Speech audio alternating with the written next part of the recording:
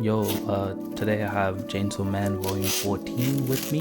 This includes chapters 113 to 122. Essentially the chapters before the big, new big devil reveal that we've been getting in the recent chapters. But along with the volume, I got this postcard looking picture thing that's just in cardboard. It's got Euro on the front.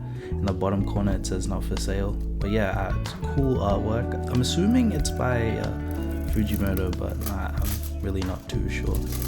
Volume here is this really nice purple. I'm a big fan of purple.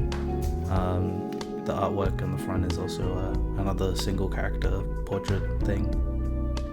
Nonetheless, cool cover, another new character from part 2. Anyways, I don't really have much to say, so I guess enjoy the rest of the video.